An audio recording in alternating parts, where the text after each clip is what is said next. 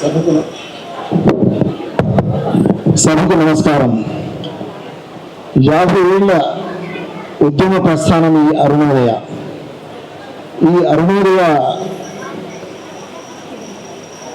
ఎంతో మంది కళాకారులను, ఉద్యమకారులను, నాయకులను, వివిధ రంగాల్లో పనిచేస్తున్న వాళ్ళను, రాజకీయ నాయకులను ఎంతో మందిని దిశానిర్దేశం చేస్తూ, దారి చూపుతూ ఇక్కడి ఈ సంస్థ నుంచి ఉద్భవించిన వాళ్ళు అనేక మంది ఉన్నారు.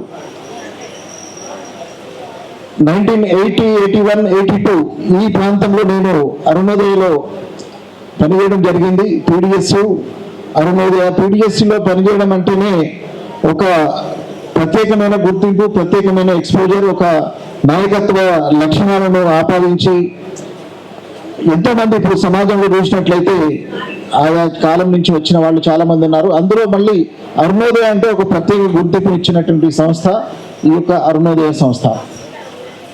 ఇందాక కాకి భాస్కర్ గారు అనేక విషయాలు చెప్పారు. చాలా ఆక్రోశంతో, ఆవేదనతో, వాటన్నిటితో చాలా వరకు ఏకీభవిస్తూ నిజంగా ఈరోజు మన సమాజంలో ఈ పోకడలు ఎట్లా ఉన్నాయి ఏంటిదనేది తన ఆవేదనలో వెల్లడించారు. అయితే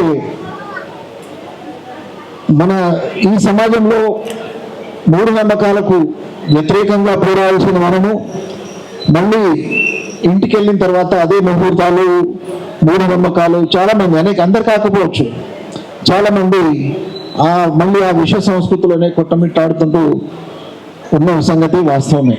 అయితే ఎట్లా మరి దీంట్లో నుంచి మనం బయటపడే ప్రయత్నం జరగాలి ఖచ్చితంగా.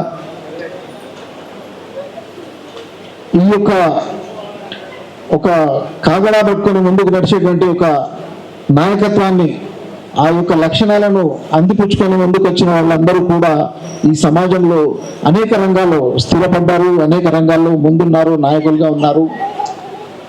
అయితే మన వంతు బాధ్యతగా ఖచ్చితంగా ఒక ప్రత్యామ్నాయ సంస్కృతి కోసం పనిచేస్తామనే ఒక ఆశతోటి మన వైపు అందరూ చూస్తారు. వాస్తవంగా దాన్ని రమ్ము చేయకుండా ఖచ్చితంగా ఆ దిశగా పనిచేయాల్సినటువంటి అవసరం కూడా ఉన్నది. నేను కుల నిర్మూలన సంఘంలో పనిచేస్తున్నాను, రాష్ట్ర అధ్యక్షుడిగా.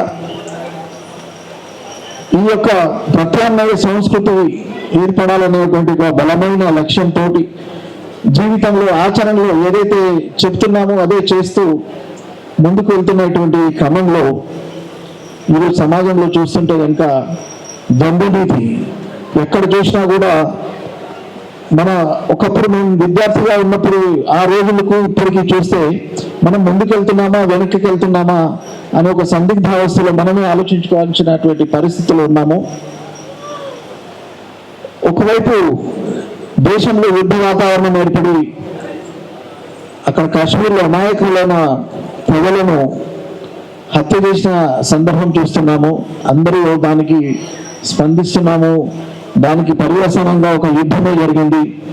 ఆ యుద్ధము ఒక తంతులాగా, ఒక ఒప్పందం లాగా అట్లా కాకుండా ఇది ఒకవైపు జరుగుతుంది. ప్రతి ఒక్కరు కూడా దాని మీద ప్రతీకారం తీసుకోవాలి, యుద్ధం చేయాలి అని విర్రవి అనేక సందర్భాల్లో ఎక్కడ చూసినా సోషల్ మీడియాలో కానీ దాని మీద స్పందించారు. చాలా సంతోషం, బాగుంది. కానీ అదే సమయంలో ఈ యొక్క సమాజం కోసం, ఈ అట్టడుగు వర్గాల